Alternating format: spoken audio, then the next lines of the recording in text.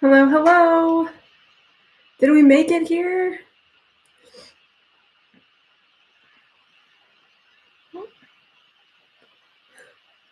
Let me know if you're here. I'm getting some weird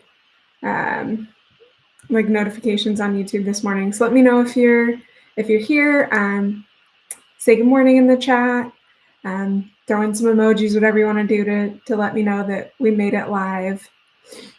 I want to do that before I start putting the link everywhere. Awesome. Hey, Marissa. Hey, Gunika. Okay, I'll go ahead and start posting the link in all the places so that everyone knows how to find us this morning. How's everyone doing today? How's our Wednesday going? Good morning, Jacqueline.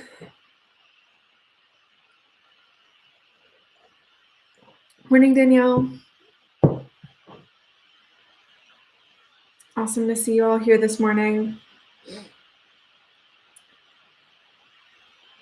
Tired, but good overall. Awesome, Marissa. Yeah, I had a really hard time getting up this morning. I went to bed at like a totally reasonable time, like fully on time last night. And I still slept in like an hour today. So that was weird. How's everyone else doing? Doing fine, bit sleepy. Morning, Alicia. Yeah, I don't know what that is. I don't know if that's like a Wednesday thing. I usually get extra tired at the end of the week, but our weeks are so weird now. I don't know what's going on there. Danielle, you're getting more books in the mail on Saturday. That's awesome. Which books are coming? Alicia, I want to go back to bed.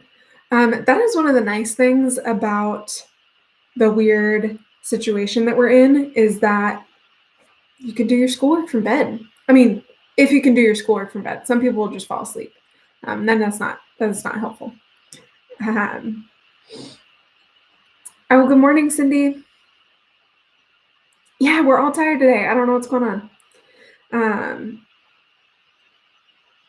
Yeah, I've started working, at least when I'm doing like focused work, like my grading, on my couch, because I can get nice and comfy and really settle in for like 45 minutes of really good focused work each day. And that's been nice. Whoa, Danielle, that is a lot of books. The whole Percy Jackson series and the whole Mortal Instruments series and Turtles All the Way Down. That's a ton of books. That's awesome. Morning, Miss Garcia. No, those are some good books. From what I can tell, I've never read the Percy Jackson series nor the Mortal Instruments series, but I love Turtles All the Way Down.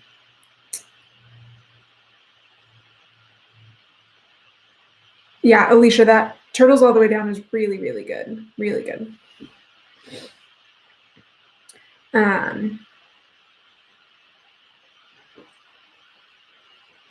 Yeah, so that's awesome.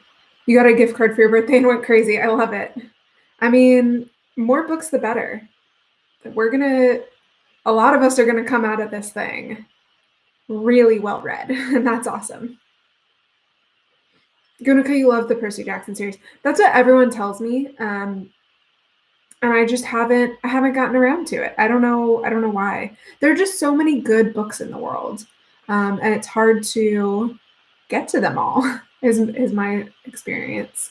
Morning, Mom.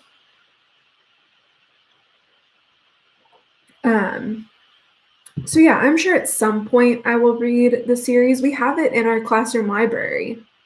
So I always tell myself I'll pick it up one day. Part of it is because it's just in the classroom library, and it's really popular with students. The books are often out of the classroom library. You've never read the books, but the movies were so weird. So I haven't seen the movies either, and I don't know if they were good interpretations of the book or not. So yeah. And I know there are a lot of people out there that's like, the movie is never as good as the book. I don't actually think that. I think there are some movies that are really good interpretations of books. And I think when you're trying to hope for the movie to be the same thing as the book, you're always going to be disappointed because movies are inherently different than books. So I don't like trying to compare movies or TV series or whatever that were based on the book. At least not about like which one was better or worse. I've never found that to be super helpful. Yeah,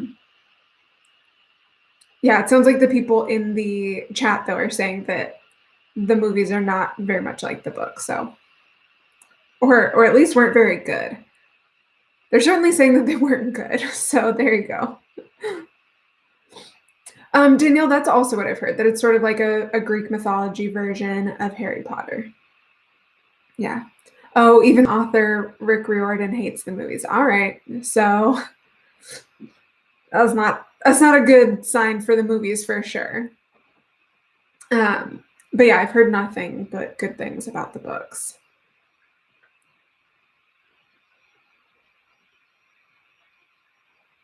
Okay.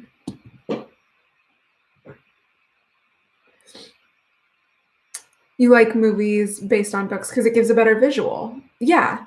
Yes. And I think that that's sort of what we have to focus on, right? Is what parts of the book can you do well?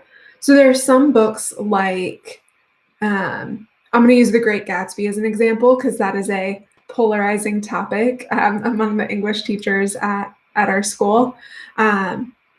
It's such an internal book, right? So much of that text is about what Nick is thinking. And you just can't put that on the screen, right? There's no good way for all of that internal monologuing to sound cool or look cool on the screen. So you just have to take it as like totally different things. So like the newest version of Gatsby with Leonardo DiCaprio, I like it. I think it is a good representation, or I think it's a good movie, right? I think it does a lot of things from the book well that it can do well, right? It can't do most of that book well because it's too internal.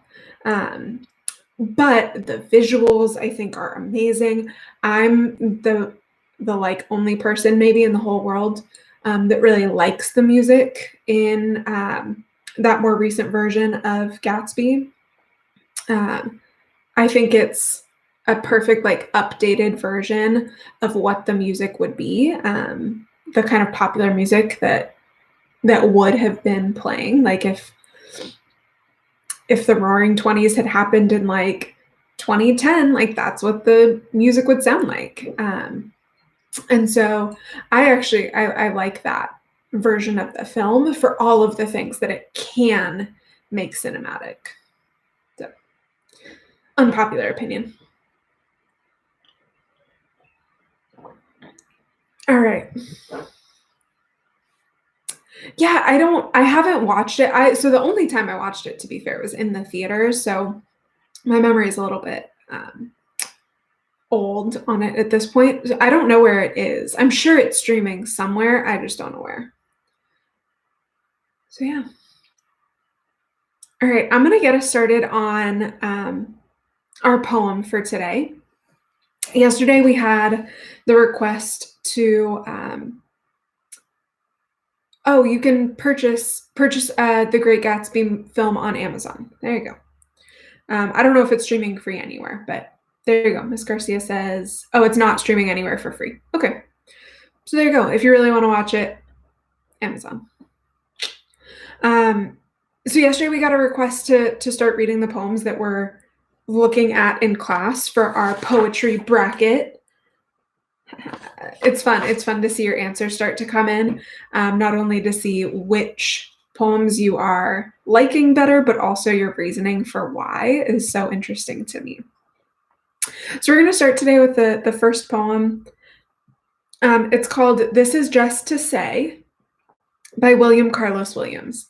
And this poem, if you were on Twitter, I don't know, a while ago, a year, maybe two, they did this went around as like a meme on Twitter, making fun of this poem or parodying this poem with all the different versions in all kinds of different ways.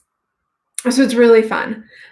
So I will go ahead and read it for you. So this is just to say, I have eaten the plums that were in the icebox and which you were probably saving for breakfast.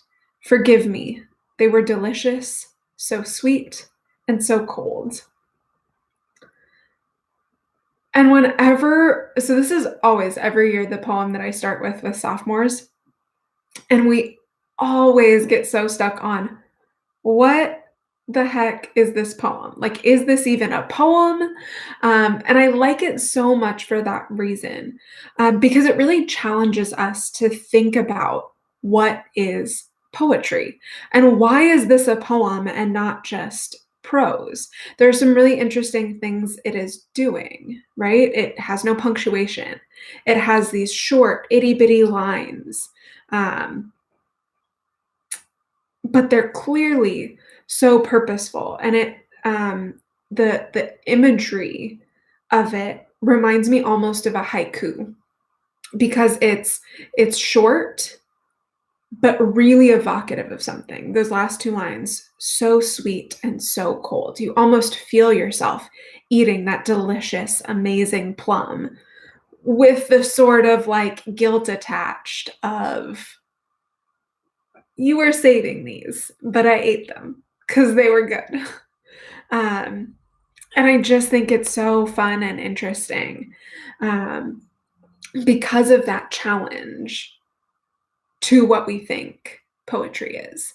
And that's the big thing that we were focusing on in this lesson, right? What even is poetry? What makes something poetry and not just any other type of writing? And also that idea of using language differently is a lot of what poetry is about. And this author I think is really interesting, William Carlos Williams, along with having a funny name, was actually a medical doctor. And he started writing poetry with this idea of he was going to write poetry that broke the rules of poetry. So when he was writing, a lot of what poetry was these very structured poems, things like sonnets and like these very structured forms of poetry. And he really broke those kinds of rules, right? It's a free verse poem, which weren't very popular when he started writing. And they're extremely popular today.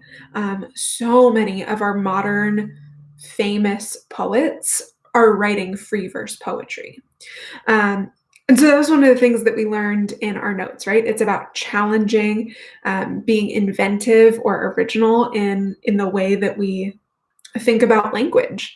And that's a huge part of poetry. So I think this one's great.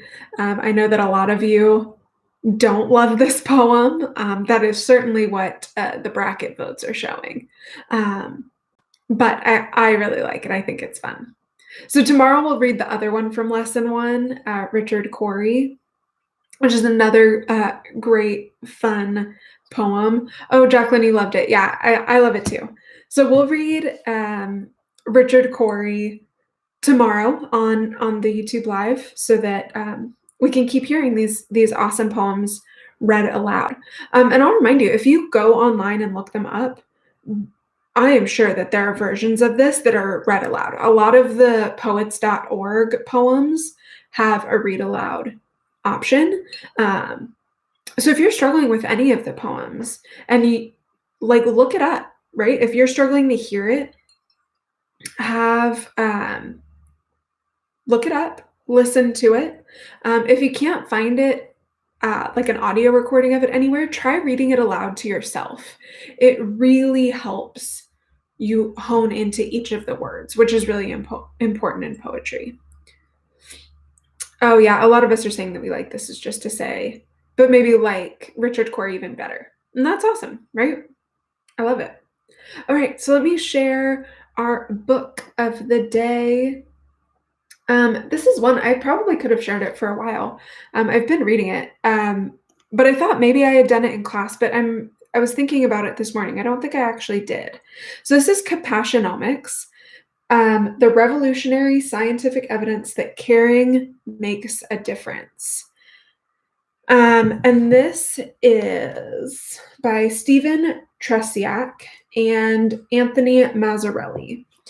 And this is a nonfiction book. And it says on the back here, the pivotal question is, does compassion really matter?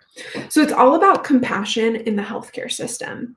And sort of this idea that science has this reputation of being very black and white, very cold, very analytical, and healthcare, people sort of just say like, being compassionate to patients is important or it's helpful. And these authors went through a very scientific process to figure out what is the evidence of the importance of compassion in healthcare outcomes, right? In the health of people. How do we ensure, or how do we know that healthcare isn't just nice to have, but it is critical for people's health, not just for their, for feeling happy or nice, but that it is evidence-based research proving that it is necessary. And so that's sort of the premise of the book. I'm not all the way done. You can see my bookmark here. This is how much I've read. This is how much I have to go. I sort of stopped reading it when the world started feeling like it was falling apart because it was so centered in the healthcare industry. I just needed to take sort of a break from this book. But I know that a lot of us are sort of interested in leaning in. And I think that this book might have a really interesting new meaning now that we're sort of in a healthcare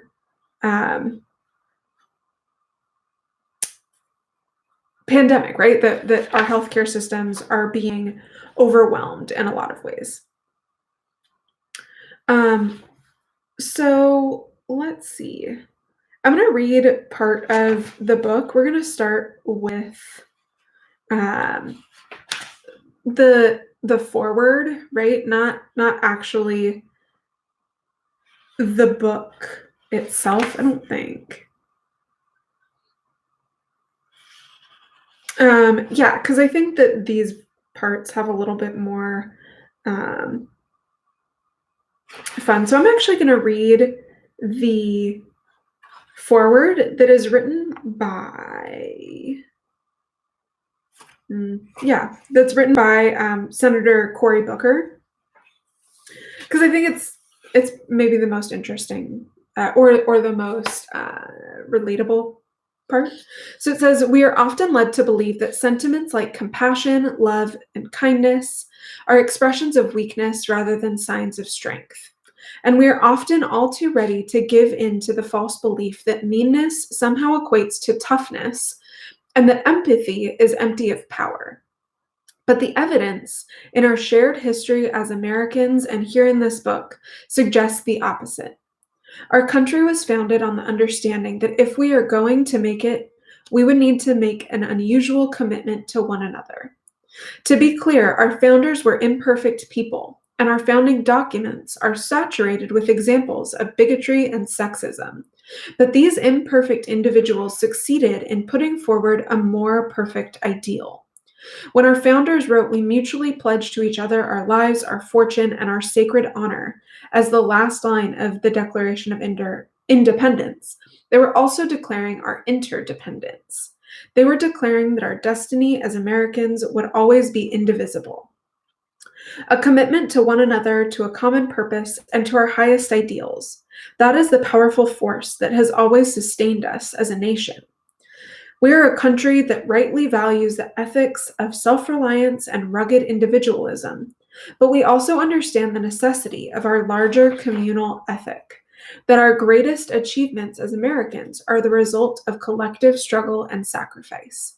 At the heart of that ideal is our ability in any moment to choose to exercise compassion. Throughout our history, it has been those seemingly small acts of kindness, decency, and compassion that have affected change. And as this book demonstrates, practicing compassion, caring for one another, and seeing the struggles of others as our own isn't just the right thing to do, it's the smart thing to do. In Compassionomics, the revolutionary scientific evidence that caring makes a difference, Dr. Stephen Trzeciak and Dr. Anthony Mazzarelli focus on the healthcare system to show us the tangible and significant ways that compassion makes a crucial difference in healthcare. They show that compassion isn't just a nice idea. It's a practice that, when put into action, improves lives.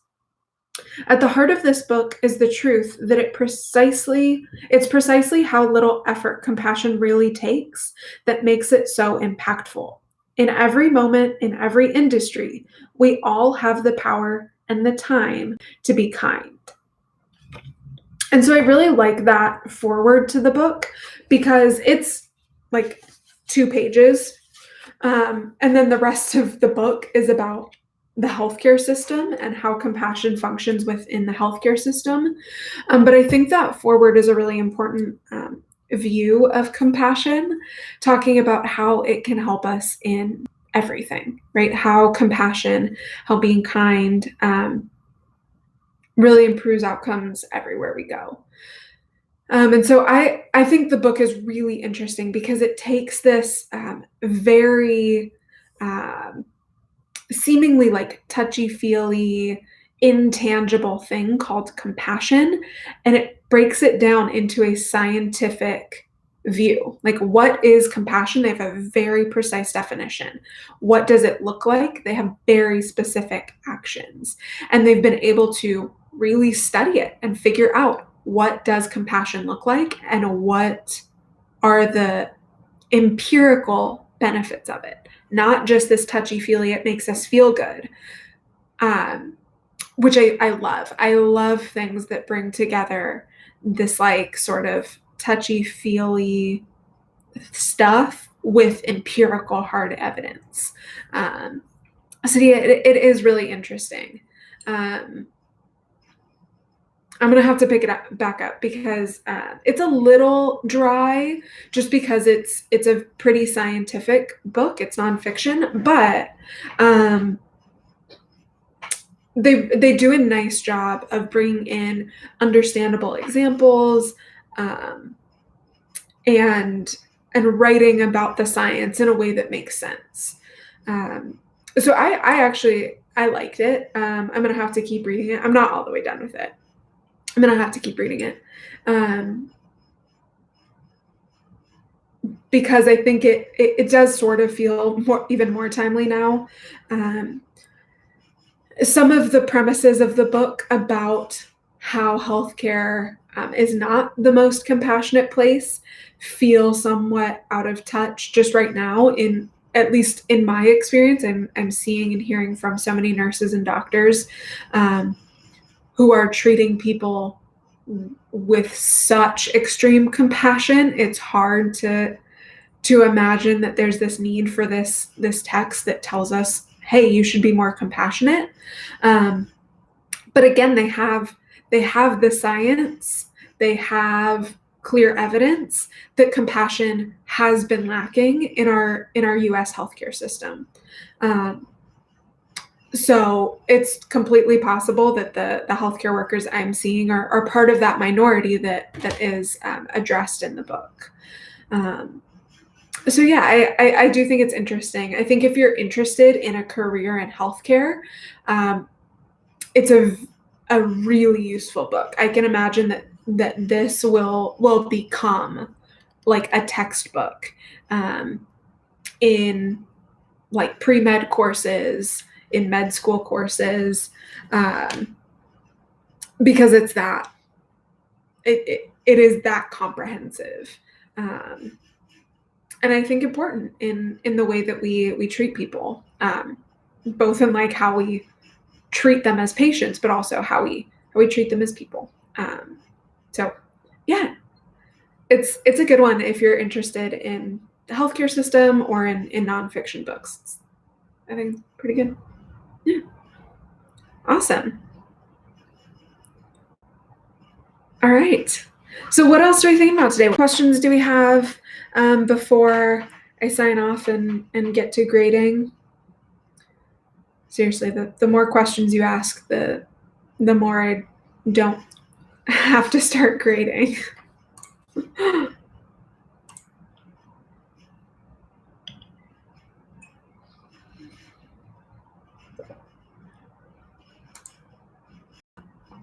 Oh man.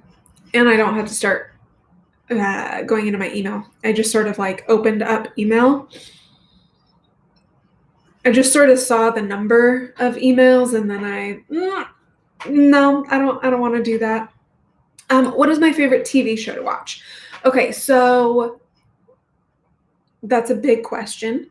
Currently I am watching Prodigal Son. It's like a cable, I don't know, a TV show about the son of a serial killer. Interesting. It's getting a little bit predictable, but I like it. So I finished earlier this year The Good Place. I really liked that one. That was great. But if we're talking about like favorite TV show to like that I keep going back to, is a TV show called Scrubs. It was like early 2000s, maybe mid 2000s. And it's like a doctor show, but it's a comedy. And I love that show. That's my feel good TV show. I've seen it over and over and over and over and over. And I love it. It's so funny, but then the serious episodes or the hard parts are so touching and it's relatable. And so anytime I feel like I just need something comforting, I go back to Scrubs. Yeah. Yeah, Miss Garcia, Good Place is amazing. I would often think about you when I would watch it and be like, this is all philosophy stuff that I don't know anything about. And the characters in it are also likable. It's so sweet. Danielle, favorite musical. This is, if my mom is still here, this answer might surprise her. My favorite musical that I've ever seen is Wicked. I was able to see Wicked live a couple of times, and the performance quality is unbeaten. It is just so, like, the music itself is beautiful and interesting and cool. The concept of the show is amazing, but when you get to like sit down and watch it, it's unbelievable. I mean, the sets and the props and the costumes and just the movement along the stage is amazing. See, my mom's in the chat and she's guessing the wrong show because Rent was my favorite for a long time. I have such a special place in my heart for Rent. Rent was the first musical I fell in love with. And I do love it. But if you've ever seen Rent on stage, you'll know that it's a pretty bare stage. The costuming is all pretty gentle. I love Rent. I love the story and I love the music. But I feel like if I had to just listen to one musical soundtrack for the rest of forever, I'd probably choose Rent. But if I had to go watch a musical and see it live, I want to go watch Wicked. Yeah. Yeah, so unpopular opinion, I actually also love Hamilton, but again, I would just listen to the soundtrack for the rest of my life and be happy. Um, Hamilton does a thing that I don't love in a musical where it's a lot of like standing and singing. Um, I love the music, love it, obsessed with it. But on stage, it's is really good, but definitely not my favorite. Oh no. Um, yeah, it's hard to know that it's not Rent. If there was a second, it's almost like a tie. I love Rent so much. I cry every time. I like I have to be careful about when I'm listening to certain songs. Like if I'm gonna listen to the sad ones or the ones that make me sad, I have to listen to them out of order of the story or else I'll cry. It's not all a lie, Mrs. Garcia, I promise. I still love it. It was very formative for me. Um, yeah, my mom knows. We went to see lots of like live performances when I was a kid, lots of musicals and operas and ballets, um, lots of plays. So we saw a lot of it, but I liked it all. There was even like the one movie musical that I really loved was Music Man, but even then I wasn't all that excited about it until I found Rent, and it just changed my life. So that one was a very like important to me and formative in a really special way. Yeah. Yeah, I also like West Side Story or In the Heights. Um, I've seen both of those live. Um, in various productions, not like on Broadway or whatever, but I really like In the Heights. In the Heights is great music. But again, it's a Lin-Manuel Miranda, and so a lot of it is like, let's stand and sing, which is not my favorite. Um, which sort of course makes sense when you think about Rent, which isn't so much like I'm gonna stand and have this internal dialogue music break because like the whole play, the whole musical is all music. So there can't be as much like stand and sing. I forgot that it's going to be a movie. That's exciting. I love a good movie musical. Okay, we're over time, and I want to make sure that y'all can go where you need to go at 8:30. Um, maybe over to Miss Garcia's YouTube live. Um, but yeah, I hope you all have an awesome day. Um, this was fun talking about like movies and musicals. You'll have to bring some of these other kinds of questions for us for tomorrow. But other than that, I will see you all hopefully later today. Hopefully you're coming to the Google Meet classes. Um, it's like school, but hopefully I think they're fun. It's fun to be able to hear each other and talk about our work so that we're understanding it and not confused. But other than that, I will see you all either later today or tomorrow. Always remember who you are, what you represent, and to show your Mustang pride. See you guys later. Have a great day.